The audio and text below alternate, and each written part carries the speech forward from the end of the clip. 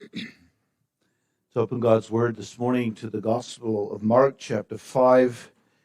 In the first 20 verses, Jesus was on the east side of the Sea of Galilee and healed the demoniac.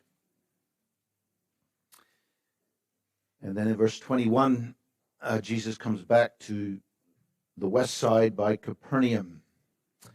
The text is verses 21 through 24, and then 35 to the end of the chapter.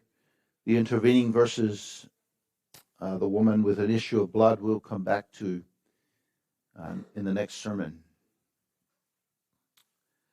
Mark chapter 5, beginning at verse 21. And when Jesus was passed over again by ship unto the other side, much people gathered unto him, and he was nigh unto the sea. And behold, there cometh one of the rulers of the synagogue, Jairus by name.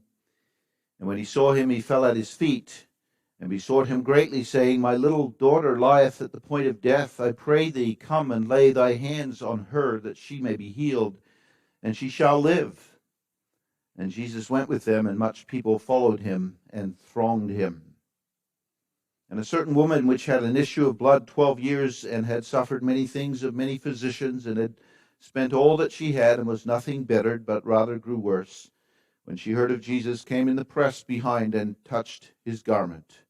For she said, If I may touch but his clothes, I shall be whole. And straightway the fountain of her blood was dried up, and she felt in her body that she was healed of that plague. And Jesus, immediately knowing in himself that virtue had gone out of him, turned him about in the press, and said, Who touched my clothes? And his disciples said unto him, Thou seest the multitude thronging thee, and sayest thou, Who touched me? And he looked round about to see